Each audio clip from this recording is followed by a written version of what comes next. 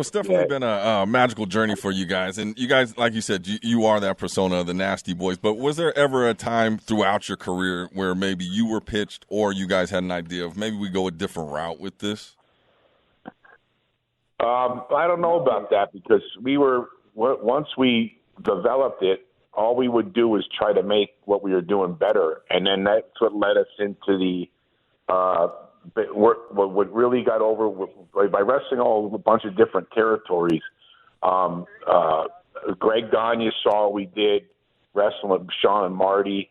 Bill Dundee saw what we did in Tennessee with Pat Tanaka and Paul Diamond in Mid-South Coliseum, and with the houses we drew doing a street fight type matches in Tennessee. And Mike Graham saw it when we wrestled Johnny Yates and Mark Laurinaitis, the Laurinaitis brothers, down in Florida. And they were all bookers at the time when we came into WCW. Ole Anderson brought us in the late '80s, and they put us in that. That's why Ole put us with. They knew what we could do, and Ole came to watch us and go, "Here's two perfect guys. Nobody wanted to wrestle with Steiners." That's what set that off, and then later on, when we came back, set in motion with Cactus,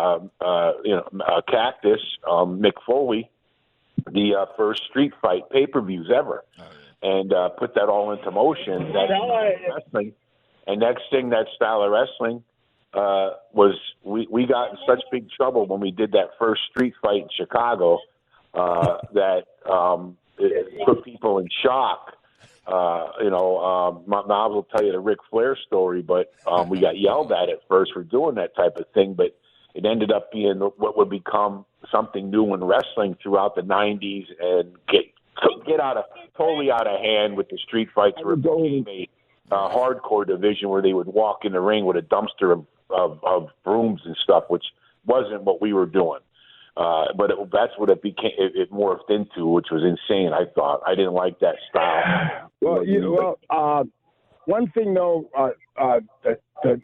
we still would have our Nasty Boy gear down. So when we went to Tennessee, Lawler took us aside and he said the same thing about us. You guys, you call yourself the Nasty Boys, but you're dressed in regular wrestling tights and wrestling this. You should be more look like you're from the streets and this and that. And me and Sag put that in our head, and that's when we came up with the Splash sweatshirts.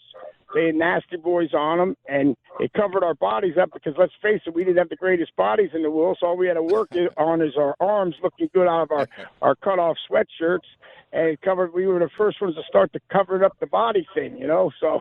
Right. But Lawler said, yeah, let's try this, and then he actually painted our face, and we didn't like that too much because that's kind of like the Road Warriors.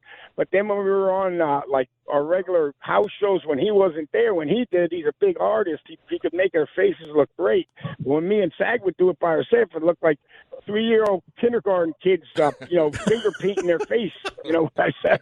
So we got rid of that when we left Tennessee. We got rid of that the makeup, the paint. We only had that for a little bit, right in the beginning, and then we got rid of that. So that was one of the things. But he did come up and say, hey, about finally getting the wardrobe down. You know what I mean? And we got rid of the conventional wrestling gear that everybody wore, and we started making our own stuff.